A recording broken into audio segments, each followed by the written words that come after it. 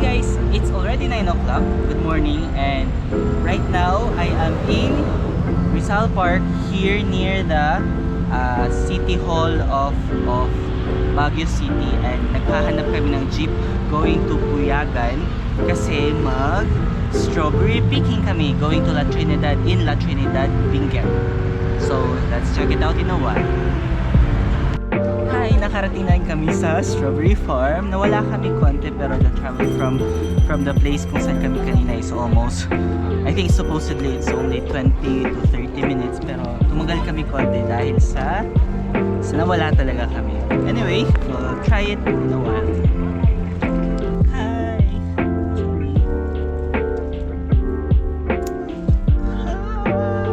Sabi ng nagbabantay basta red na kahit malaki or maliit, hinog na daw siya, so matamis na siya. It's cute.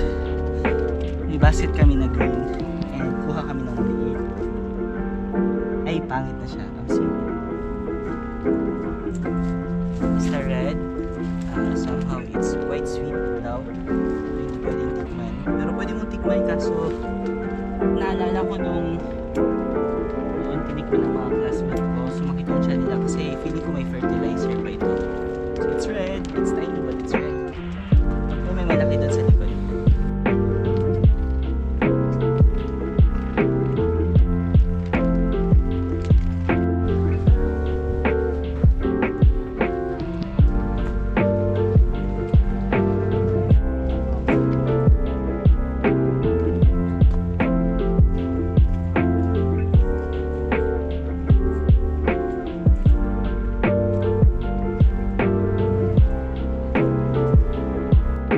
Guys, tapos na kami mag strawberry picking and medyo marami-rami.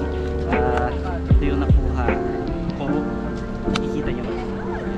It's quite many.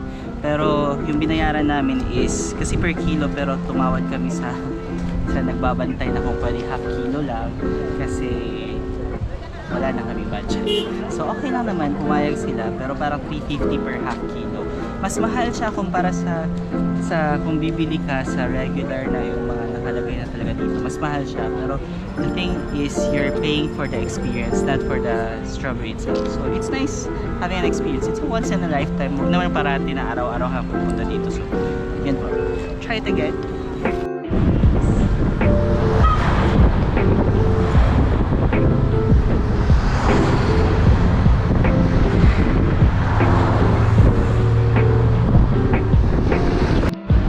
Hi guys! Bumalik kami sa hotel namin and nung pabalik na kami, nag-taxi kami and I realized na I recommend mag-taxi lang if afford nyo naman, if kaya naman kasi mas mabilis siya and hassle-free and then hindi pa kayo mawawala.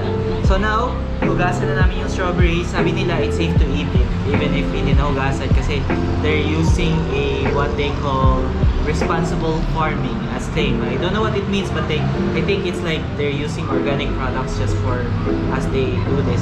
Ngayon, titikman natin yung strawberry. Nakatikim na ako dito dati pero hindi pareha sa expectation ko kaya hindi ko na gusto.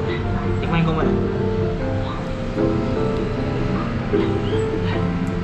Kasi iba pa rin ang expectation ko. Pero okay lang siya. Fresh siya. Hindi ko sure kung masarap. Tikman nyo na lang. Thank you!